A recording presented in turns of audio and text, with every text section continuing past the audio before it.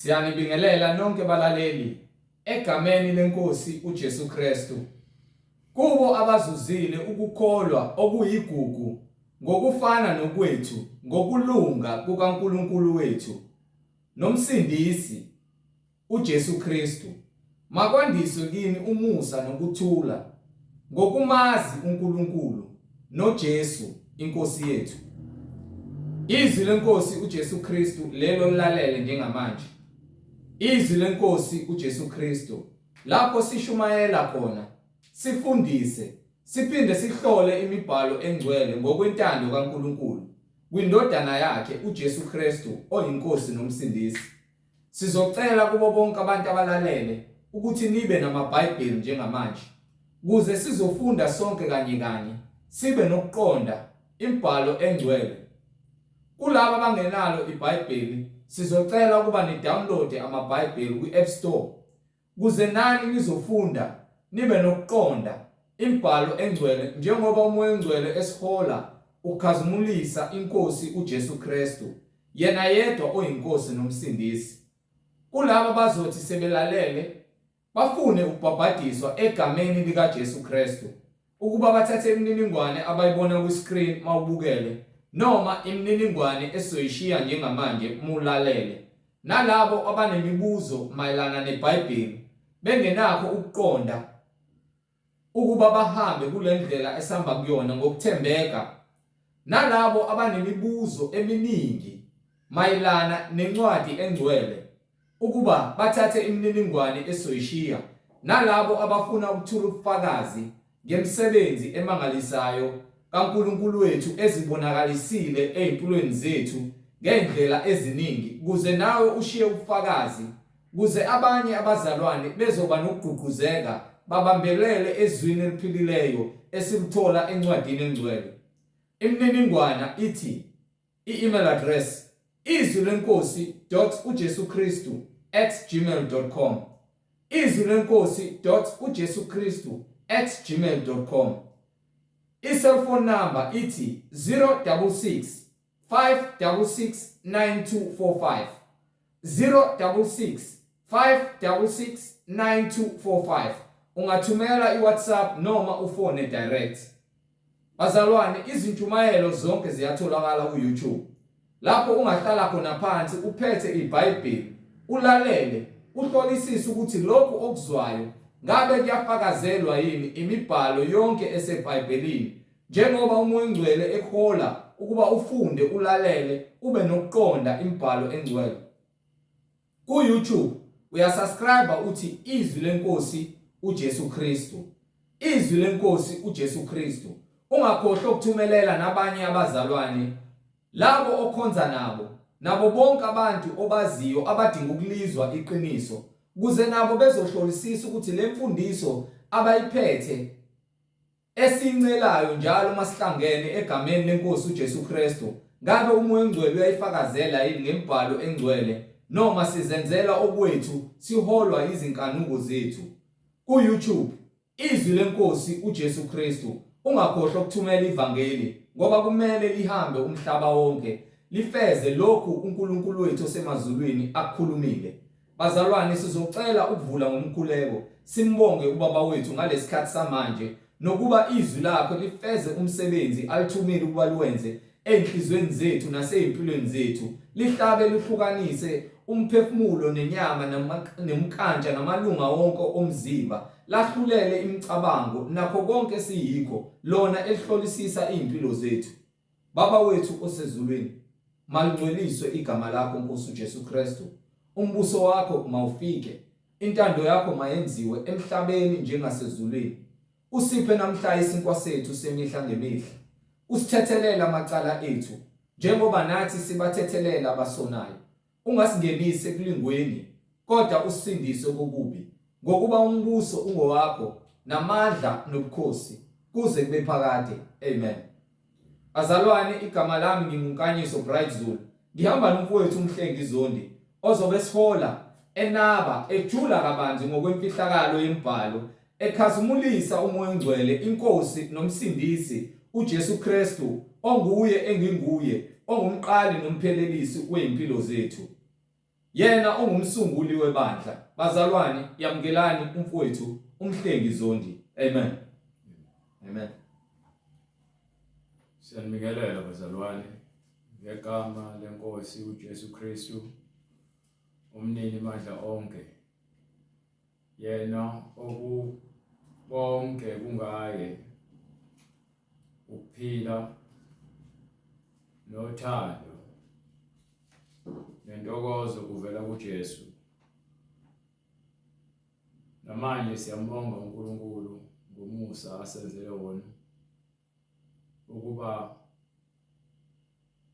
asibekele isikhathi sokuthi sifinyelele kulazini iqiniso, ukuba akukhona ukuhlakanipha kwethu, akukhona ukwazi komuntu, kepha kungamandla akhe, yena onika umusa nonika uzwelo kulabo abanozwelo kubona. Izwi likhishelwe umhlaba wonke ukuba labo abakholwayo bathole ukuphila, abakholwayo ukuthi uJesu Kristu uyindodana kaNkulunkulu, nalabo abakholwa ukuthi uJesu waba senyameni, nalabo bamukela imfundiso evela ngegazi likaJesu. Ithi imbhalo uNkulunkulu ukuphila kusegazini. Nathi-ke sathola ukuphila ngegazi elachitheka likaJesu elingcwele, elimsulwa, elingenacala. Simemeza kuye ngokukamoya, ngokuba yena uhlezi esihlalweni sobukhosi ezulwini, uyabusa kuze kube phakade, ukuba amandla wonke wanikiwe uyise emhlabeni nasezulwini. Ukuthi amandla wonke uma ewanikiwe uyise, amandla onke, ungizwisise kahle. Angifuni bengazi ukuthi mhlawumbe ngisho lento ngephutha, ngifuna ungizwisise kahle hle. Amen. Amandla wonke amandla wanikiwe, kusho ukuthi lokho kumenza uNkulunkulu. Mawunikwe wonke amandla kusho ukuthi kwamnika okunye kwasala okunye. Unikwe wonke amandla emhlabeni nasezulwini nangaphansi komhlaba. UNkulunkulu uqobo lwakhe. uNkulunkulu wamnika konke, ingakho simbiza ngoNkulunkulu. Yebo kunzima ukuthi uqonde uma usenyameni, kepha-ke ngizoke ngikuvezele ngencwadi yamaHebheru sahluko 7. Siloke simonga uNkulunkulu ngabaprofeti bakhe abangcwele abaliphathile izwi ngokuthembeka, bafeza konke uNkulunkulu ayekuphimiselile, ebayalele ukuthi bakwenza kwaba impumelelo. Njengoba namhlanje sinencwadi ebizwa ngeTestamente elidala, kungenxa yabaprofeti abathembeka. Njengokuba kukhona ubufakazi eBhayibhelini kungenxa yabantu abathembeka, kanjalo nokuba khona kweTestamente elisha uJesu Kristu wesefikile enyameni, wakhetha amadoda awu-12. Kwabakhona abanye abafundi ababemlandela, abakholwa, baba ufakazi balezinto namhlanje ezilotshiwe phansi, abapostoli abathunyiwe ukuba bagcwalise ubungcwele, nabo banikwa isiphiwo sikaMoya oyiNgcwele. Ngakho-ke konke kunobufakazi ngaphambi kokuba kube khona kwakuyizwi, lezwi lafika enyameni lagcwalisa ubungcwele bukaNkulunkulu. Sibizelwe ubungcwele, asibizelwanga enye into. Le gospel esishumayelayo asihlobisi ngalutho. Izwi kuphela ekuthiwa likhishiwe. Isho njalo incwadi yamaRoma ukuthi izwi likhishiwe. Uthi uJesu mesebuya ethuneni esezokhuphuka, aze kubapostoli bakhe abathume. Amen. Njengokuba uJohane wafike washumayela ukuphenduka. Kanjalo noJesu mefika ugcwalisa ubungcwele ngokuthi ke athi kufanele ukuba ngibhabhadiswe ukuze konke ukulunga kugcwaliseke. Kusho ukuthi bonke abeze emva kwaJesu kufanele baphenduke noma yena engazange aphenduke kepha weza wazogcwalisa ubungcwele. Wenza konke ukuthi kube ngokulunga. Wabhabhadiswa ngaphansi kwamanzi. Lokho kwaholela ukuthi kuvuleke izulu. Mase kwaphuma umoya oyingcwele wehlela kuJesu njengesimo sejuba. Kwase kuqhamuka izwi ezulwini lathi lo uyindodana yami engithokozile ngayo. Amen. Konke lokhu kuletha ukugcwaliseka ukuze wena unikwe lesiphiwo esanikwa uJesu. uJohane ushumayeza izoni kepha kamshumayezanga uJesu, kepha uJesu weza ngokwesethembiso. uJesu wazela yena kuJohane wayobhabhadiswa engonanga engenalutho engenacala. Wabugcwalisa ubungcwele nokulunga kwaNkulunkulu. Wayesenikwa amandla onke okulunga kwaNkulunkulu, ubungcwele. uNkulunkulu wangena kuJesu. Bese ngenile kuJesu, uJesu seyahamba eGalili uyehla enyuka utshela abantu ukuthi mabaphenduke ngokuba umbuso wezulu ususondele. Ingakho ke simi la sikhuluma izwi elifanayo noJesu alikhuluma nabapostoli bakhe ukuthi ke hambani nezizweni zonke nenze abafundi. Labo abavumayo ivangeli nibabhabhadise. Kufanele bagcwaliswe imfundiso. Kanjalo usho kanjalo kuMathewu, bese aphinde nakuMarku aphinde akhulume the same thing. Athi ke labo abaphendukayo kumele babhabhadiswe.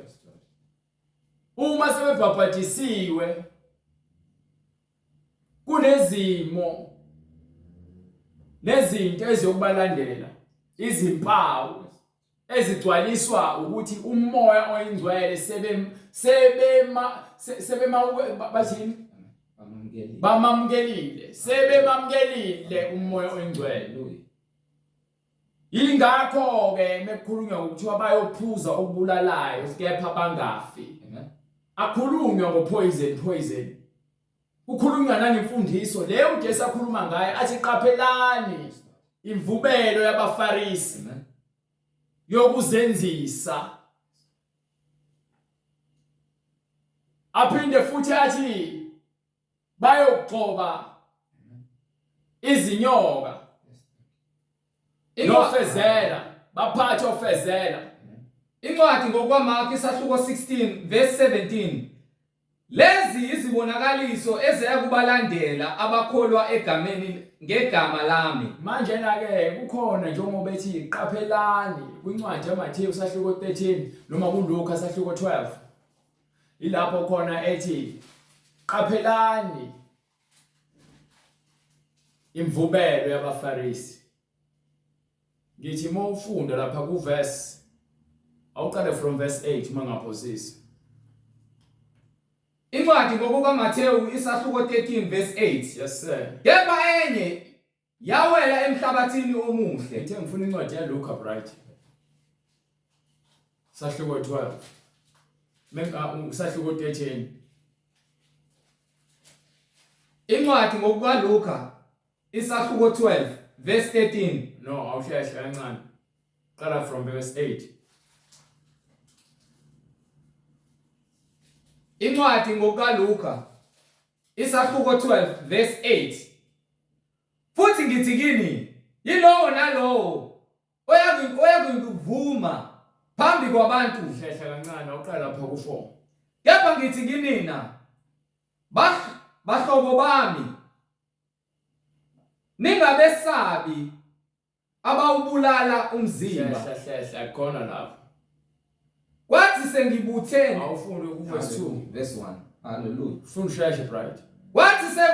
Kwathi sesibuthene izigidi zabantu, bathi abantu sebeqoqanele kuJesu, baze banyathelana. Waqala ukukhuluma ikakhulu kubafundi bakhe ethi, ukhuluma kakhulu nabafundi bakhe. Kusho ukuthi uma ulandela uJesu wena uthi ungumfundi kaJesu. Manje uJesu uyagcizelela ungakhulumi nalabantu kuphela ngokuba izwi lakhe likhona namhlanje. Kusho ukuthi nawe ozibiza ngomlandeli kaJesu sisaphila ngaphansi kwesimo ababephila ngaphansi kwaso sokuthi babekhona abaFarisi nabaSadusi, njengoba namhlanje basekhona abaFarisi nabaSadusi abazenzisi. Xwayani ikakhulu kubafundi bakhe ethi, xwayani imvubelo yabaFarisi. Xwayani imvubelo kusho ukuthi yilokho ukuvubela ukuze kuphume isinkwa, noma isivubelo yilokho ekuvutshelwa ngakho ukuze kukhukhumale isinkwa sakheke. Xwayani imvubelo yabaFarisi engukuzenzisa iyona lento engifuna ukuyiveza. Ukuzenzisa kunokwenzeka sithi siyakholwa, kepha ke imfundiso ephilileyo siyazi, kepha siphike phambi kwabantu siphile impilo engeyona le ekumele siphile, eyokuzenzisa. Abanye bayafundisa, siphila nabo kulelizwe abantu bathi bafundisa ivangeli, kepha bangabazenzisi ngokuba izwi eliphileleyo ilona leli engafumi alivumi ukuthi liphume kubona. Ngakho ke uma ke unomoya oyingcwele, njengokuba incwadi kaMarko ikutshela ukuthi ilezi mpawu eziya kubalandela labo abakholwa egameni likaJesu Kristu. Ngegama lami bayakukhipha amadimoni. Bazokwazi ukuthi bakhiphe amadimoni ngegama likaJesu Kristu. Bashumayele ngezilimi ezintsha. Bese bekwazi ukukhuluma ngezilimi, bashumayele, bakhulume ngezilimi. Ukushumayela kusho ukuthi ngoba naku, amen. Ukukhuluma ngezilimi akusho ukuthi ngoba naku uthi hakanda rasharabara hoka. Leyo nto le uma ungakwazi ukuyichaza isho ukuthi ukuthini, ayenzi lutho embusweni kaNkulunkulu. Kepha loyo nto iwuluphawu lokuthi umoya engcwele ugcwalisile. Kukhona futhi nabakwazi ukukopela lezo zilimi abazenzisi, bakhulume sengathi banazo izilimi abazinikwa umoya engcwele kanti ezamanga. So ubezwa ngani abakhuluma izilimi zamanga? Ngemvubelo yokuzenzisa. Izwi leqiniso ilona elivezayo ukuthi lezi zilimi ezikamoya engcwele ngokuba uyabulala umoya engcwele ngezilimi, uyakunika kugcwalise ngazo izilimi umoya engcwele ngokuba iqiniso lakhe ilona methi ke umoya ophilisayo, umoya wakhe uyaphila kwena. Siyamuzwa bekhuluma umoya engcwele. Ingakho singathuki ngokuba nabo laba abangakholwa abazenzisi bakhuluma ngezilimi kusho bathandaza ngezilimi. Ungaze uthi wena ke izimpawu zokuthi ke umoya engcwele banawo kanti bangabazenzisi, njengokusho kweBhayibheli ukuthi ke noSathane uzenza ingilosi yokukhanya kepha ungubumnyama, kanjalo nezisebenzi zakhe. Singamangale ngokuba sizokwenza the same thing ubaba wabo akwenzayo, kepha isiphetho sabo ukubhubha. Balindelwe intukuthelo embi. So ngalendlela sibheka ukuzenzisa embusweni kaNkulunkulu. Siyalazi iqiniso liseBhayibhelini. Wonke umuntu okhuluma izinto zikamoya siyazazi. Ingakho incwadi yaseKorinte ethi sihlola ukamoya ngomoya. Yes Lord Jesus. Asiphume eBhayibhelini Moses kuthina sihlezi kusisekelo seBhayibheli. Uma unenkinga nento ebhalwe phansi eBhayibhelini khona okurong ngemfundiso yakho oyinikiwe ubaba wakho uSathane ngokuba uJesu uthi uma likuthanda izwe mina ngangithandanga kuyoba kubi kakhulu ngokuba ke abangithandanga mina. So akusimangalisi abantu uma bengayithandi into ebhalwe phansi eBhayibhelini. Kepha meqhamuka umuntu nezibonakaliso zamanga bayamvumela bayabathanda. So uzathi umpostoli Paul sibakhuzisise kwincwadi yakaThito. Uthi asibakhuzisise yilabo bafanele ukuvindwa ngikwincwadi yaThito sahluko 1. Ngifuna from verse 11. Baningi abantu abangabazenzisi. So siyalwa nalowo moya ngalo iBhayibheli asili ngokuhlakanipha kwamhlengi. Sivula imibhalo sicela into ebhalwe phansi ekumele siyazi njengabantwana abangcwele. Incwadi kuThito isahluko sokuqala verse 10. Yes sir. Ngokuba baningi abangalaleliyo. Baningi abangalaleliyo. lalela ababancane ngisho ngaphakathi engcweleni. Khona abantu bekholwa bethi bafuna ukuphila impilo yokungcwele kepha bengafuni futhi ukulalela. Abakhuluma ize bese behambe betshela abanye abazalwane befaka lo moya wokuhleba nomoya wokuthi abantu bagcine sebequestiona iBhayibheli ngokukamoya ingcwele sebenongabaza ngoba yini bafuna ukuthi abantu bangalaleli. Usathane vele ufuna lokho kanti yini yamkhipha ezulwini. Haleluya. Usathane ukuthi akhiphe ezulwini. Ukungalaleli nabakhohlisayo benza nemfundiso nemvubelo yabafarisi yokuzenzisa. Bangabazenzisi banenkani abakholelwa iBhayibheli. iBhayibheli lingumqondisi. Ilona eliletha indlela eya kuJesu kuphela. Ayikho enye indlela. Ngeke ngiqhamuke nendlela yami ngeke soze. Ngokuba baningi abangalaleliyo abakhuluma ize. Baningi abangalaleli bakhuluma ize nabakhohlisayo. Bagcwele inkohliso nemvubelo yabafarisi. Ikakhulu yilaba abathi bayakholwa ngokuba abokusoka kusasokwa ngenyama kuphela. Sekusokwa ngenhliziyo. So manje bazibiza ngalabo abokusoka ngokwenhliziyo kepha bona cha. Abamele ukuthuliswa. Bamelwe. Yayizindaba. Bamelwe ukuthuliswa. Simele ukubatshela izinto abafanele bazizwe not ukuthi siyalwa nabo. Impi yethu ayikho enyameni. Haleluya. Ekamoya mongafuni ukuzwa umoya oyingcwele ekukhuza noma ekukhombisa indlela. Wena ungaqhubeka nokukhohlakala kwakho kepha ngeke sikuyeke ukukhuluma iqiniso ngokuba libhalwe phansi. Iyona kuphela into ekumele siyenze. Abachitha indlu iphele. Ithi indlu kaJesu yakhiwa kukhona abantu abeza nemfundiso yokukhohlisa. Iyona lento le esingayifuni. Yes Lord. Ngokamoya ngiyacasuka. Because ngicasula ukuthi fanele abantu basifuna ukusivumisa izinto ezingalungile. Yes Lord. Akulungile lokho. Ngokuba iBhayibheli yanqaba. Akunqabi mina. Lithi kufanele sibathulise. Abachitha indlu iphele. Bafuna ukuchitha ingakho abantu babesindiswa bese qhamuka abantu abafuna ubatshela izinto abazozizwa. Jesus. Uma unomoya kaJesu ngempela usindisiwe uyabona ukuthi lo muntu ufuna ukungwesa. Uma uzimisele ngokungena embusweni kaNkulunkulu uzokwazi ukuhlukanisa phakathi kokungcwele nokungekho ngcwele. Yini ezokusiza iBhayibheli? Yes Lord. Amen. Ngeke usizwe yimina. Yes Lord. Mina bese ngiwobhulelile uqonda. Wambona uJesu. Wena umsebenzi wakho ukuthi uqhubeke umfuna uJesu ngokupheleleyo azambule kuwena. Akufaka akugcwalise ngomoya ingcwele. Befundisa okungafanele ngenxa yenzuzo embi. Okungafanele ngenxa yenzuzo embi. So manje iBhayibheli melisho kanje lithi kufanele sibakhuzisise. Into esitsheliwe esiyaziyo ukuthi uJesu kwincwadi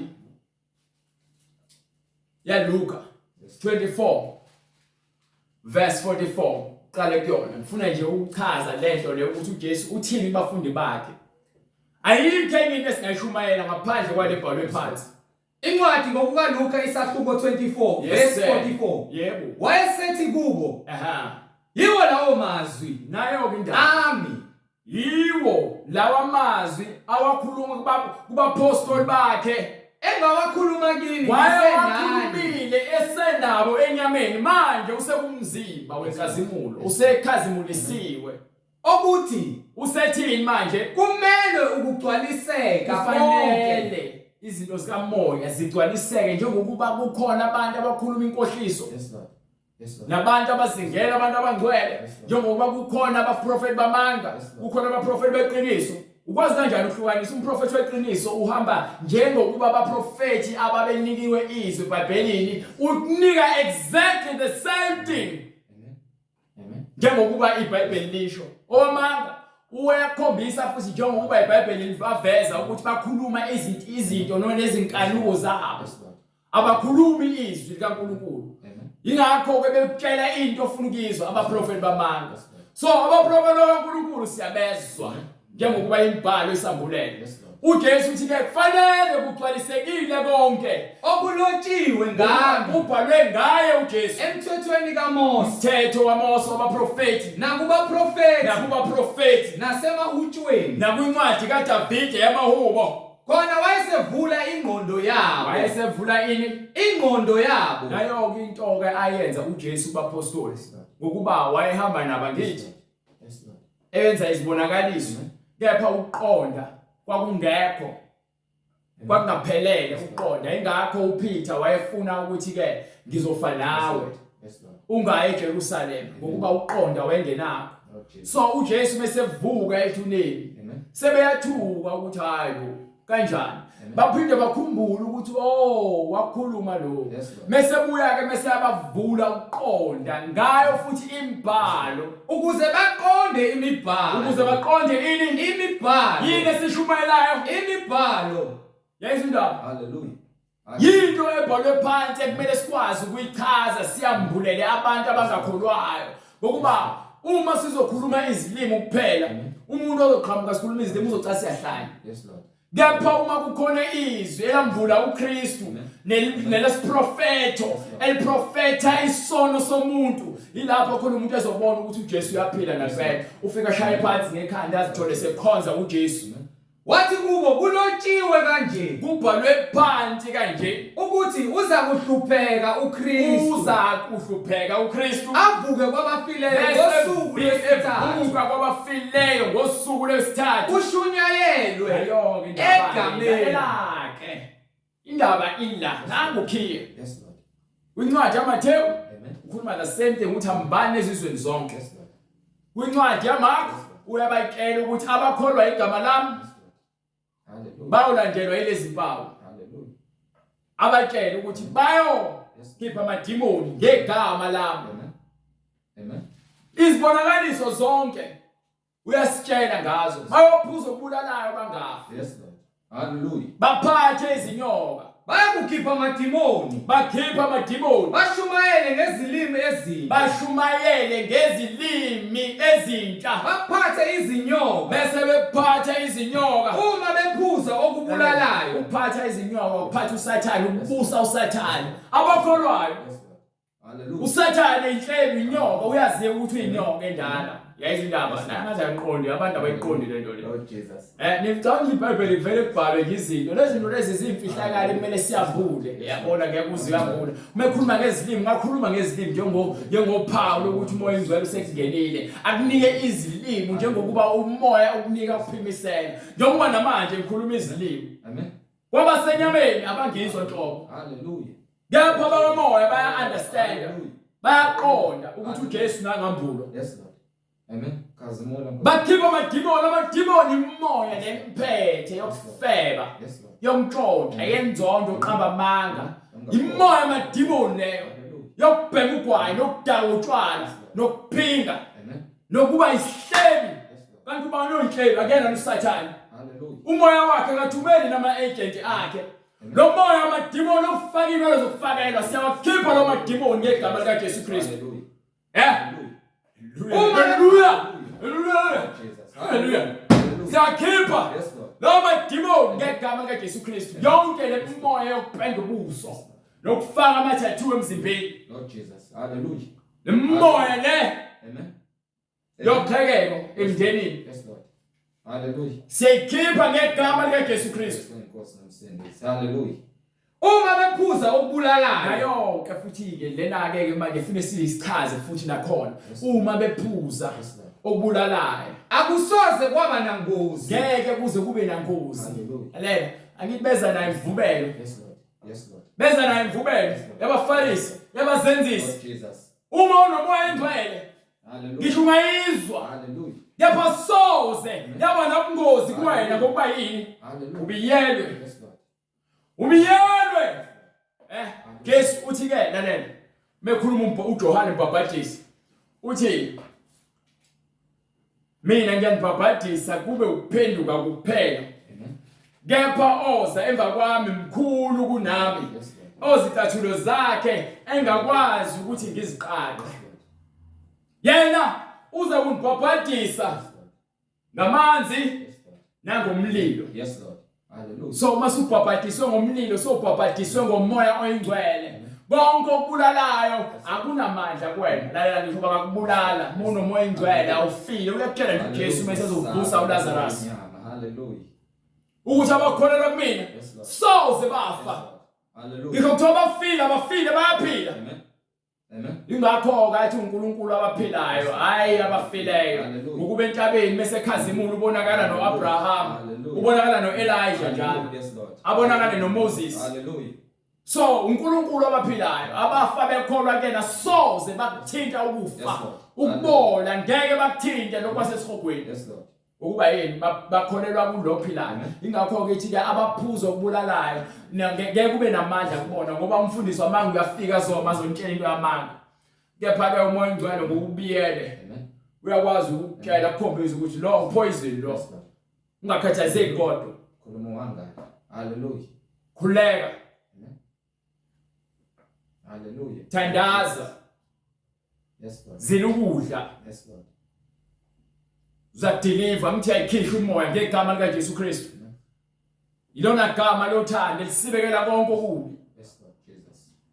Baphe Bayakubeka izandla phezulu kwabagulayo basinde. bonke abagulayo abakholwayo egameni lika Jesu Kristu. Alalela uJesu Kristu bonke ababeka izandla babeza kuyena bethi ndodana kaDavid babengasho lonto bengakholwa. Amen. Hallelujah. Bekhala omunye athi uJesu uyakholwa yini ukuthi ngakwenza lokho? Yes, Lord. Hallelujah. Akasho njalo uJesu. Hallelujah. Hallelujah. Abezi kuyena bezokhala ukuthi wozolungisa ekhaya nakho konakala ngigulelwa isincebo yami ngifeke ingane kuza abantu kuyena bekholwa. Amen. Lord Jesus. Ngilethe ingane yami kubafundi bakho Yes, Lord. abakwazanga ukuyilapha. Hallelujah. Nena nokholo oluncane. Athi uJesu Hallelujah. kuze kube yinini nginani Amen. nokukholwa kwenu okuncane. Mlethe la Amen. amkhiphe amadimoni amlaphe ukufa. Babuza ukuthi wenze kanjani. Athi lokhu kuza ngomkhululeko nangokuzila ukudla. Nokukholwa kwakho makube kukhulu ukukholwa kwakho. So bonke abantu ababeka izandla abantu abakholwayo bazosindiswa ngegama lika Jesu Kristu. Yes, Lord. Angiphiwanga amandla ukubeka izandla. Bakhona abanikiwe amandla ngokuba uthi abanye banikile amandla Amen. ukuthi babeke izandla bakhiphe ukufa kubantu. Hallelujah. Konke umoya ngcwele. Bonke umoya engcwele benikile. Ingakho umpostoli Paul etshela uThithu athi ungajahi ukubeka izandla kubantu. Yes, Lord. Ngokuba ugcina sewubandakanyeka ezonweni zabantu. Amen. So yonke into siyambulelwa ngayo incwadi engcwele ukuthi uNkulunkulu asigade singazitholi sesihambe senza izinto ngongaqondi ngoba nako sithi sabona ubani enze eBhayibhelini. Jesus. Ukukholwa ongakwenza usinde Amen. nosindiswa. Yes. Ngeke usindiswe ngenkani. Amen. Akekho umuntu ozokukhomba ngesibhamu noma ozokuhlaba ngesithwebhu athi sindiswa no. Hallelujah. Lapho uJesu uthi uyabazi engabakhe. Yes, Lord. Uyasazi isikhathi asibekile. Nathi ngesikhathi sinikwa lo Musa awuvelanga nje wafika sometimes ashintsha. Yes, Lord. Kuningi ebesamba sikhubeka khona kodwa uNkulunkulu ngokuba unomusa uyabazi engabakhe unokubekezela wasibekezelela. Amen. Awusho lokho ukuthi ifanele uguqula ivangeli ngokuba na uNkulunkulu ufuneka kubekezelele no. Ivangeli limile. Yes, Lord. Uma sekufikile isikhathi uzolizwa ivangeli Amen. lizokushintsha Amen. isimo sakho nengqondo yakho nenhliziyo yakho ulandele iqiniso. Yes, Lord. Ngokuba yini sekufike isikhathi akukhona ukuthanda kwami ukusindiswa kwabantu. Amandla kaJesu ukusindiswa komuntu. Yes, Lord. Amen. So into engizama ukuyichaza ngalo iBhayibheli ukuze ubone ukuthi uthini uJesu kwincwadi yaLuka. Hallelujah.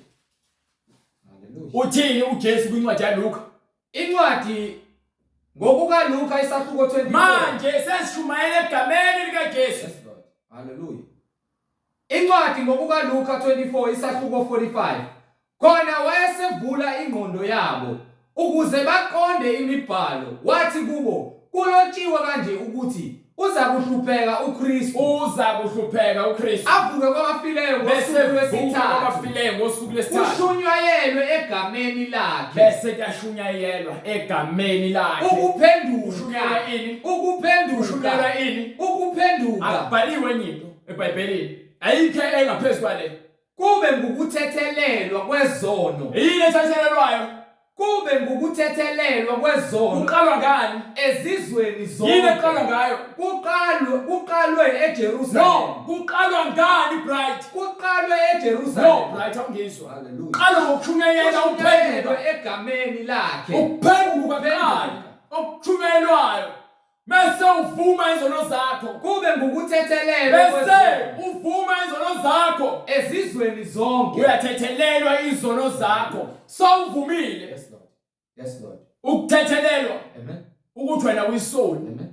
Ngeke uze wena unikwe umbuso kaNkulunkulu ungazange uze uthethelelwe. Hallelujah. Umbuso kaNkulunkulu walabo bavuma izono zakho. Kushunyayelwe egameni lakhe. Fanele sishumayele ukuphenduka uJesu wazele emhlabeni ukuzosindisa abantu. Indlela yokusindisa abantu ukubatshela iziphambeko zabo. Njengokuba nencwadi kaIsaya uNkulunkulu memthuma phansi kwabantwana bakaIsrael. Uthamba ubatshela iziphambeko zabo. Amen. Ubatshela izono zabo. Yes, Lord. Uzovuma kanjani isono ungasazi? Lord Jesus. Hallelujah. Uzokwambulwa kanjani uJesu? Amen. Uzomsaba kanjani uJesu? Hallelujah. Ungazi ukuthi unesono. Kube ngukuthethelelwa kwezono. Abaprofeti Amen. babebiza abantu ukuthi ababuyele eNkulunkulu. Yes, Lord. Yes, Lord. Umprofeti uJohane ubhabhatisa abantu ababizele kuphendukeni athi ninzalo ezinyoka. Kuza izifebe Amen. nabathela isipentela Yes, Lord. namasosha lezigebengu Hallelujah. zizothethelelwa zivuma izono Amen. abafaka emanzini. Hallelujah. Kanjalo ke Hallelujah. namanje izwe lishintshe. Hallelujah. Ingakho emabandleni kukhona ukukhohlakala nokufebe nokudakwa nokuntshontsha nokuba amasela nokungafuni ukulalela ubungcwele nokungathandani nokubulalana ngokuba yini uJesu eqinisa kasashunyayelwa abasebejabuliswa izikhundla. Hallelujah. Le ntshumayelo esishumayelayo angiyena mina umbishop noma umfundisi wale bandla umholi no mina ngishumayela ivangeli ibandla likaKristu amandla engwanikiwe kwanikwe uKristu wakhe Izembe selibekiwe empandeni yemithi. so ithi incwadi njengoba kubekwe izembe ibekwe izembe kubekwe izwi likaNkulunkulu lilethwe kuphi enhlizweni yomuntu izwi likaNkulunkulu lifana nembazo. Ngakho yonke imithi engatheliyo. So thina abantu sifana nezihlahla lalela ngifuna uzwe kahle lezi zinto lezi imfihlakalo sokwambulela. Hallelujah. Thina abantu sifana nezihlahla. Yes, Lord. Uma liza izwi kaNkulunkulu kuthina sifike thina singatheli izithelo ezifanele Yes, Lord. kufike imbazo Yes, Lord. yabekwe phanjeni isabekiwe. Yes, Lord. Yes, Lord. Kepha uma izithelo Yes, Lord. noma izihlahla zingatheli izithelo ezifaneleyo kwenzakalani? Hallelujah. Ngakho yonke imithi engatheli Ngakho izithelo ke ezinhle yonke imithi engatheli izithelo ezinhle iyanqunywa. manje ke angithi ifike bekwe izembe Yes, Lord. bese ke izithelo zingaphumi bese ke iyanqunywa imithi Iphonswe emlilweni. kufaka emlilweni bonke abantu abangafuni ukuphenduka ezonweni zabo bazongena emlilweni bazosha. Hallelujah. Bonke abantu abangafuni ukwamukela uJesu Yes, Lord. bazosha. That's what Jesus. Hallelujah. Nalabo abakholwa bebenza ukhohlakala ngaphakathi ebandleni bazosha That's what Jesus. ngokuba bathembekile kuNkulunkulu bangabazenzisi. Amen. So izwi esinikiwe elokuphenduka sinikwe bani umpriest wangona phakade emva ko ongiphi incwadi yamaHebheru lekuthe imfundo ngoba manje ngifuna ukungena kuyona.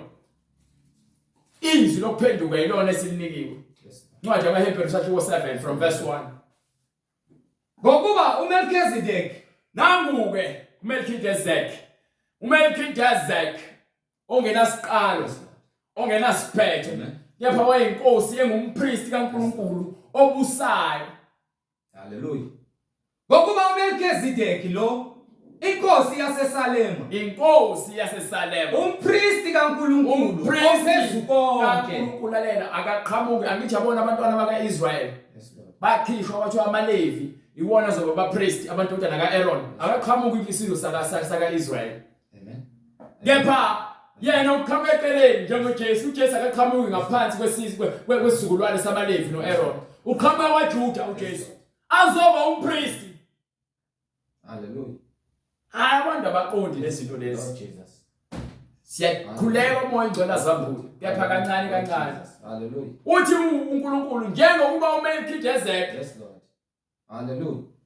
lo inkosi yaseSalema umpristi kaNkulunkulu ophezu konke ohlangabeza uAbraham mhla ebuya wayahlangabeza uAbraham ngesikhathi ebuya ekubulaleni amakhosi. Yebo baba. Wambusisa. Yebo uyena uMelchizedek wabusisa uAbraham. uAbraham wamabela Manje uAbraham wayesekhipha kule mfuyo ebuyenayo nengcebo okweshumi wakhipha uAbraham wamnikela kumpristi kaNkulunkulu. Yes, Lord. Kukho konke yena ogama lakhe lithi kuqala ukuhunyushwa kwalo inkosi yokulunga. uMelchizedek inkosi yokunjani Yokulunga. exactly. So ukuthi uJesu wayekhona wahlangana noAbraham ngokuMelchizedek. Yes, Lord. Mekuthiwa ke uza ngaphansi emva kweorder noma emva komyalelo kaMelchizedek uza ngesikhundla esifanayo noMelchizedek. Yes, Lord. Nkosi yokulunga. Inkosi yokulunga Bese kuba inkosi yaseSalima. ayinkosi yaseSalema Okungukuthi inkosi yokuthula. inkosi obala inkosi yokuthula kena uJesu Yes. na Amen. Engenayise engenanina. onjani Engenayise engenanina. uNkulunkulu naye uyise nonina Engenaluzalo. uNkulunkulu nalo nuzalo Engenakuqala uNkulunkulu naso isiqalo kwezinsuku nakuphela kokuphila. uNkulunkulu nakho yini ukuphela kwezinsuku nokuqala kwezinsuku No, Lord. ukuba yena ungumdali wezinsuku.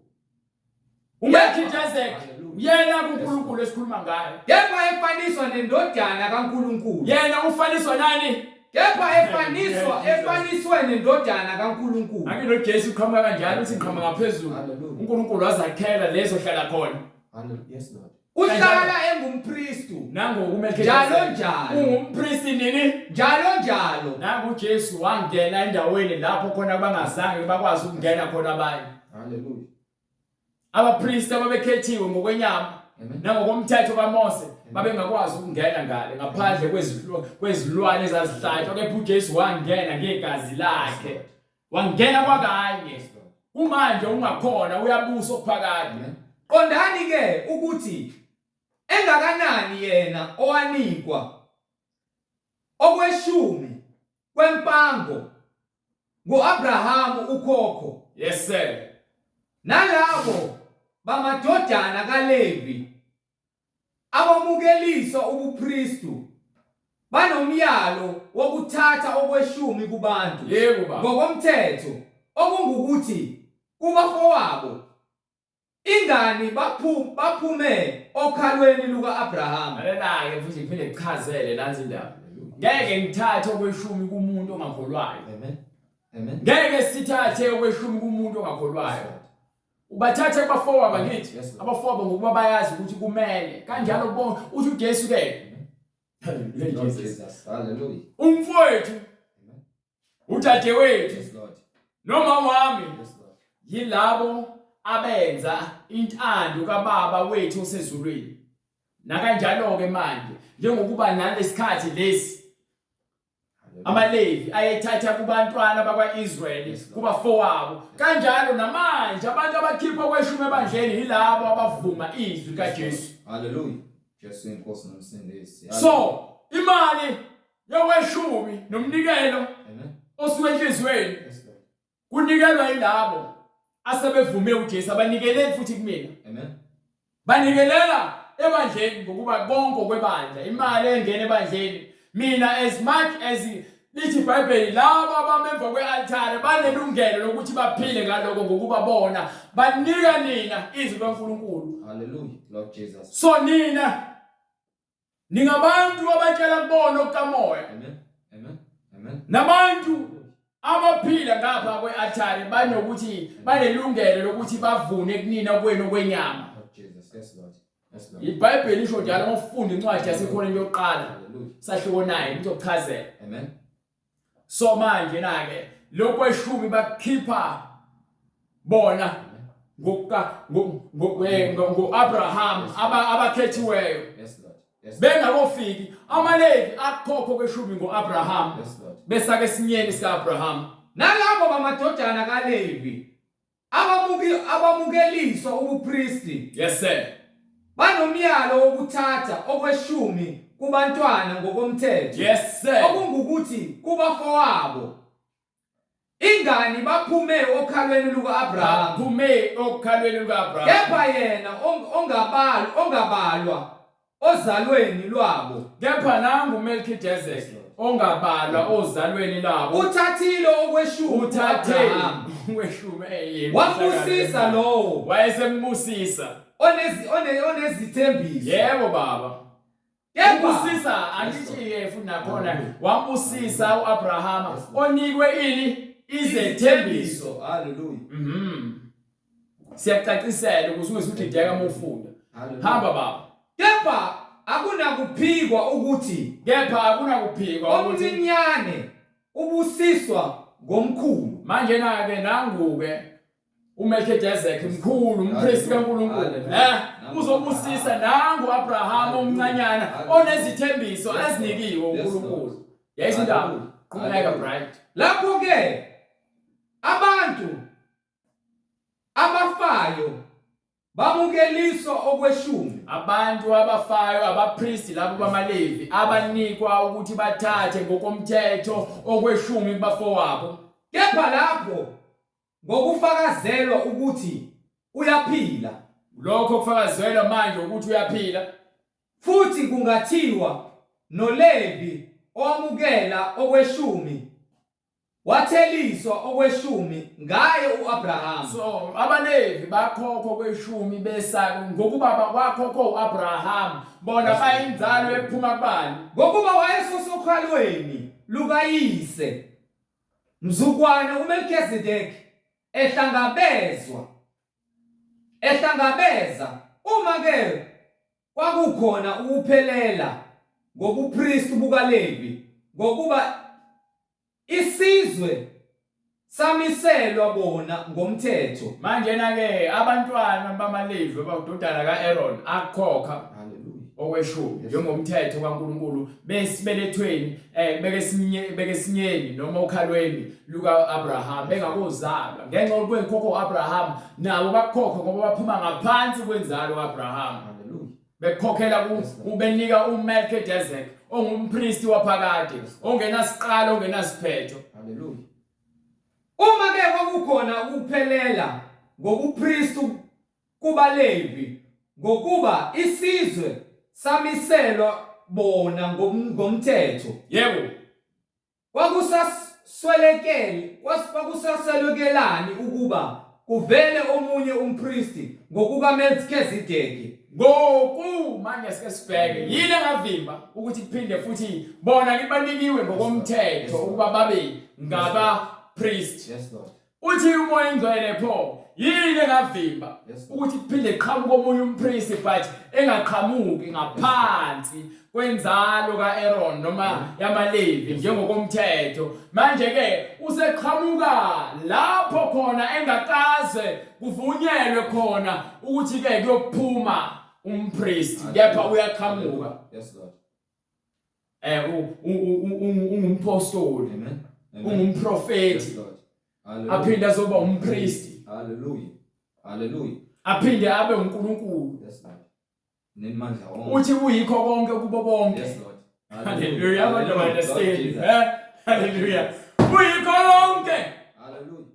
phakathi kwabo bonke kubo bonke uyikho konke uNkulunkulu yiloko afuna ukuba yikhona ngeke uze ukuvimbe lokho. Kwakusaswelekelani ukuba kuvele omunye umpriest ngokukaMelkizedeki Yebo baba. engabizwa ngokokuma kuka-Aroni Akabizwa ngaphansi kwesizukulwana sika-Aaron. ngokuba uma ubupristi Ngokuba uma ubupristi buguquliwe kuyadingeka ukuba kuguqulwe nomthetho. So manje na-ke ugcwalisiwe umthetho ngabapristi ngaphansi kwamaLevi, kepha kuguqulwa ngalutho ngokuba eqaleni wayekhona uMelkizedeki. Namanje kusengenzeka futhi ukuthi aphinde aqhamuke uMelkizedeki njengoJesu. Hallelujah Jesus. Hamba bright. Kepha lowo okushiwo lokhu ngaye ongowesinye esizwe. No bright, ongowesinye isizwe. Kepha lokho okushiwo lokho ngaye ungowesinye isizwe okungabanga bikho kuso umuntu owake wakhonza i-altara. Ngaphansi kwaJuda kwabikwa nje indaba yobukhosi. Esikhathi uJesu ekhuluma noDavide, noma ngithi ke uJesu umoya engcwele ekhuluma noDavide, uthi ke ekhuluma ngomprofeti uDavide, aphinda akhulume ngomprofeti uIzaya, ukuthi ke esihlalweni sakho sobukhosi, Amen. ngiza kusenza sibe esangonaphakade. Yes Lord. uJesu ke wabelwe loso sihlalo sobukhosi njengoba manje ephuma ngaphansi kwenzalo kaJuda ezoba umpristi uzobusa ngakho konke okukhona. Ngakho ngikutshela ngithi uJesu unikwe wonke amandla ezulwini, emhlabeni nangaphansi komhlaba. Ingakho simisa kuNkulunkulu ngokuba ugcwalisile ubuNkulunkulu, waphuma ngaphansi kwesizwe esingazange sibekele ubupristi, waphuma wazoba inkosi, wazoba umpristi. Ngokuba kusobala ukuthi inkosi yethu bambe uMelkizedeki uqhamuka njengenkosi ebusayo eSalema. Yes Lord.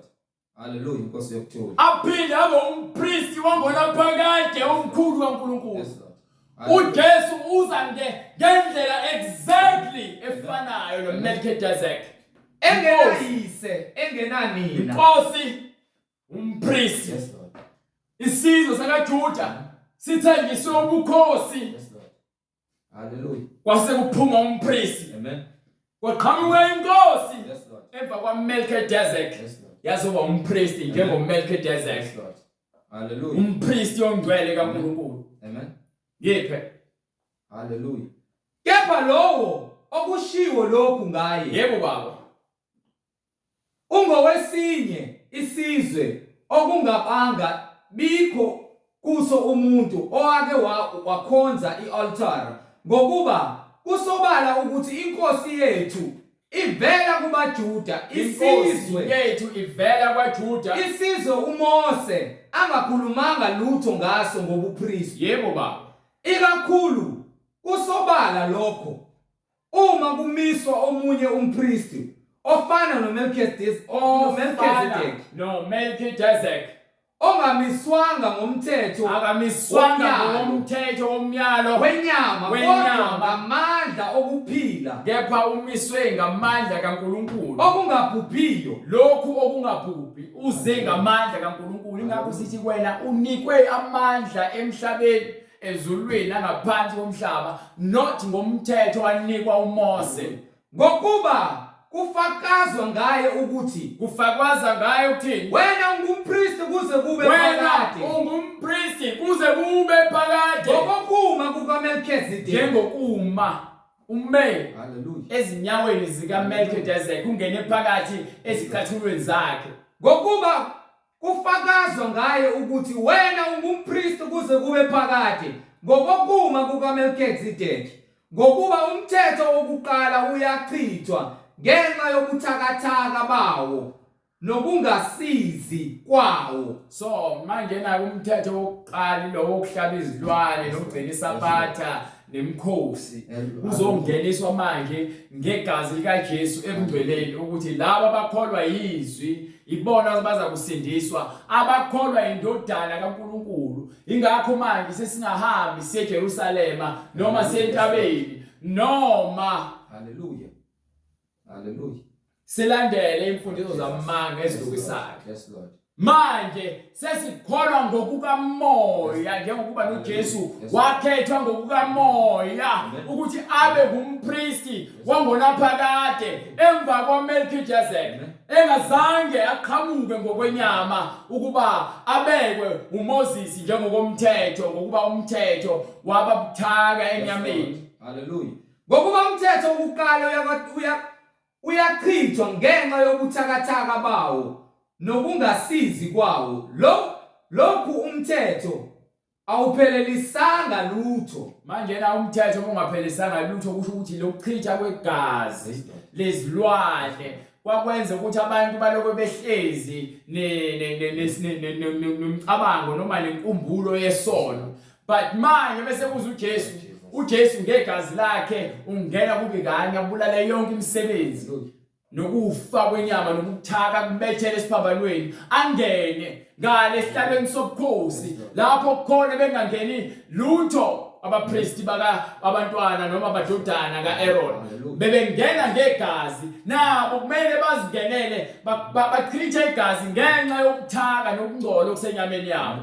Lokhu umthetho awuphelelisanga lutho kepha sekungeniswa ithemba manje sekungeniswa yini ithemba elingcono sekungeniswa uJesu okuyena ongcono esisondela ngalo kuNkulunkulu. Ngakho uJesu athi angizelanga ukuzochitha umthetho kepha ngizogcwalisa. uJesu uyikusho ukuthi lokho kwakwenzeka kwakuyisithunzi okwakumele kugcwaliseke ngempela yithemba lokuJesu ithemba lethu uthi yena unguyena othembekile. Baphe futhi ngalokho ukuthi akubanga ngaphandle kokufunga ngokuba labo kambe babebekwa babe ngabapristi ngaphandle kokufunga. Yebo baba. Kepha yena wabekwa ngokufunga nguye owasho kuye ukuthi inkosi yafunga kuzisola. Inkosi yafunga kuzisola yathi wena ungumpristi kuze kube phakade. Abapristi benyama babebekwa ngokomthetho kepha uNkulunkulu wafunga ngoJesu ukuthi uyakuba umpristi kuze kube phakade emva kwaMelkijezeki. Wena ungumpristi kuze kube phakade. Yebo. Ngokungakho ke uJesu waba yisiboniso. uJesu isiboniso sesivumelwane esingcono. So singena ngoJesu ebungcweleni babehamba ngezwi nangomthetho kepha kwakuthengiswe umpristi wangonaphakade onguJesu. Singena ngaye ebungcweleni asingeni ngokunye ukuze wena ungene ebungcweleni. Phenduka ezonweni zakho yamukela uJesu akushinte akufake ngegazi lakhe. Hallelujah. Ebungcweleni ukuze ke ulandele umpristi omkhulu wangonaphakade. Yes, Lord. Uma ufuna ukuba umpristi omkhulu ngena ngoJesu shiya konke okukwenza wena. Awungiphi incwadi yamaHebheru right? Ngifuna incwadi yamaHebheru sahluko 12. Hallelujah.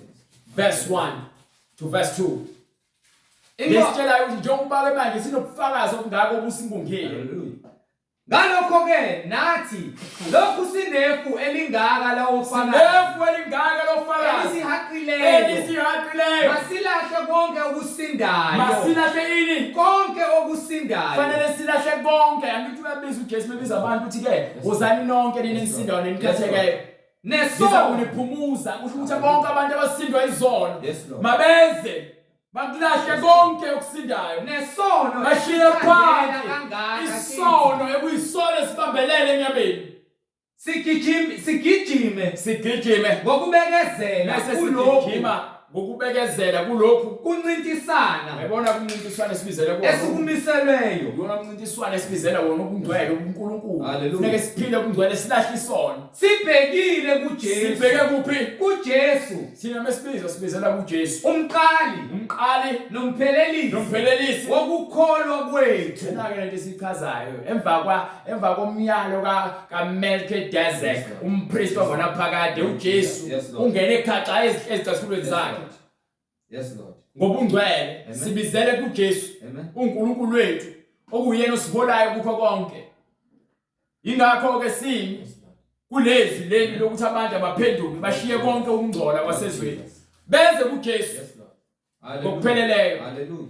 obaphi incwadi ezenzo ukuba angithi ama sikhuluma ngokuphenduka Yes. asizi ukuthi uthini uphethe ume owayenoJesu Yes, Lord. umpostoli lo wayenoJesu Amen. bathi sebekuzwa bahlabela ezinhlizweni bathi kuPetro base nabanye bafuna ukuthi abapostoli, yini ekumele bayenze madoda bazalwane siyakwenze njani wathini na? uphethe Phendukani wathini uphethe yini phendukani ekumele siyenze phendukani yayizwa indaba inokuphenduka Yes, Lord. yiloyo naloyo yilowo nalowo abhaphathizwe fanele wonke umuntu ophendukayo abhaphathiswe egameni likaJesu Kristu ngabe wabhaphathiswa yini egameni likaJesu Kristu akhathali ukuthi ngabe ubani wabhaphathiswa yini egameni likaJesu Kristu wazivuma yini izono zakho wazishiya yini izono zakho wasubhaphathiswa egameni likaJesu Kristu kukho ukuthethelelwa lento la ikhulunywa umuntu owezwa umuntu enoJesu Yes, Lord. umuntu okuthiwa wambuleka uJesu wabavula ukuqonda ngembhalo wathi makushungela ukuphendula egameni lakhe ingakho ke bethu uJesu ke hambani wabhabhathisa ezizweni zonke egameni likaYise egameni lendodana egameni likaMoya Engcwele ubani igama likaMoya Engcwele egameni likaJesu Kristu naloko igama ke abantu ababene uJesu bayatshela ukuthi igama lokubhabhatiswa igama likaJesu Kristu kukho ukuthethelelwa kwezono kwezona zethu abantu egameni likaYise egameni lendodana egameni likaMoya Engcwele ubalowo uba phela funeka kube khona igama nangu umuntu wenoJesu uyabatshela abantu abafuna ukwazi ukuthi yini kumele bayenze ukuthi abaphenduke babhabhathiswe egameni likaJesu Kristu kukho ukuthethelelwa kwezono zethu ukuze sithethelele izono zethu khona niyakwamukeliswa sobe sesinikwa isiphiwo sikaMoya Oyingcwele ngokuba isithembiso ngesenu nesabantwana bethu isithembiso ngesethu esabantwana bethu esabo bonke abakude bonke inkosi uNkulunkulu wethu eyakubabiza wafakaza nangamanye amazwi amaningi wabayala wathi fanele sizisindise uthi zisindiseni akekho ukusindisa uJesu senzile indlela yokusindiswa akeke usindiswe yimina mina into emele kuxelele ukuthi uphenduke ezonweni zakho wena phenduka Amen. zisindiseni lesizukulwane esiphambeneyo sisindiseni kulesizukulwane esiphambeneyo okay Hallelujah. bese ufunayo ukuzisindisa sofuna ukubhabhathiswa egameni likaJesu Kristu njengokusho kwembhalo uyobe sosithinta kule number oyibonayo kwi-screen noma kwi-email address uma sofuna ukubhabhathiswa sovumile izono zakho alikho elinye ivangeli ongalithola eBhayibhelini ngaphezulu kwaleli yilona kuphela leli esininikiwe Yes, Lord. so ukuze wena uze emngcweleni uhambe ekuphileni uphile impilo yaJesu phenduka ezonweni zakho ukuze uthethelele amacala akho ngeke uthethelele amacala akho ungazange uzuphenduke ngikho bangathi phakamisa izandla uvuma izono zakho uvuma inkosi yokuJesu nomsindisi usho umthandazo wezoni lokho ukufaka embusweni kaNkulunkulu Lord Jesus. uphenduke ezonweni zakho ungena ngaphansi kwamanzi Yes, Lord. ukuze uthethelele njengoba iBhayibheli lisho awukwazi ukufundisa into engekho eBhayibhelini Lord Jesus. fanele sonke senze into ebhalwe phansi eBhayibhelini uma uphikisana nento ebhalwe phansi eBhayibhelini asidingi Hallelujah. Hlala phansi. Hallelujah. asifuni lokuzwa Amen.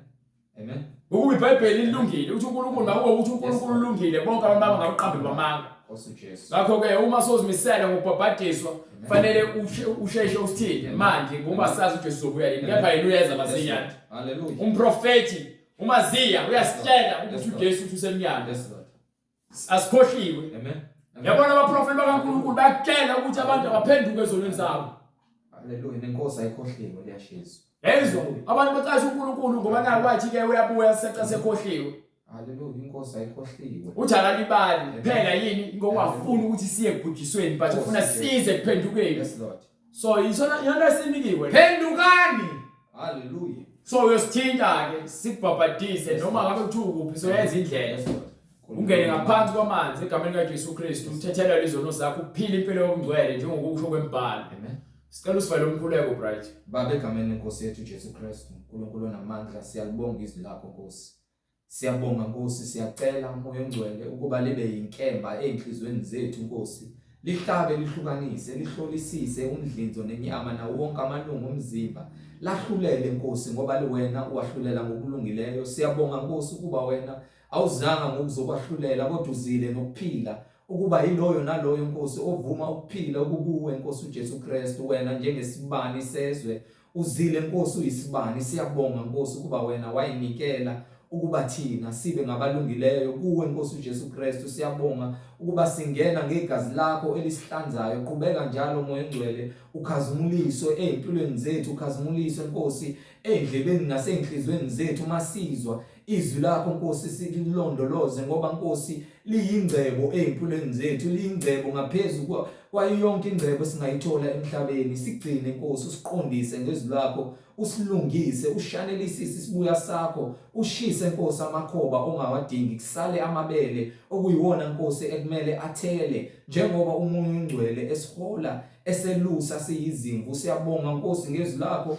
elingenile ezinhlizweni zabafowethu nodadewethu ukuba njengamanje umoya ongcwele wena okhuluma nabo Nkosi. Uyakhuluma nomuntu omdalileyo, isidalwa lesi owasidala ukuba Nkosi silize izwi lakho. Bagcine Nkosi baze bangene emanzini, ungavumi isitsha ukuba leyo mbewu oyihlwanyelile Nkosi ihlale ngaphezulu komhlaba. Siyacela Nkosi ukuba naleyo mbewu oyitshalayo ingahlali ngaphezulu kwamatshe, ingabi nakwazi ukuthela. Kodwa siyacela ukuba Nkosi imbewu le oyitshalayo njengamanje ngaphakathi kulomhlabathi ongumuntu ukuba ingene ithele izithelo, baze bangene emanzini babhabhadiswe egameni lakho Nkosi uJesu Kristu. Kube ngokuphenduka nokuthethelelwa kwezono, baqhubeke njalo emfundisweni ephilileyo njengoba wena moya ongcwele ubahola abantu bakho egameni lenkosi yethu Jesu Kristu manje naphakade. Amen.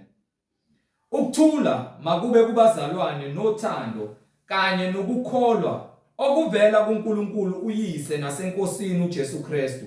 Umusa mawube nabo bonke abathanda inkosi yethu uJesu Kristu ngokunganqamukiyo. Amen.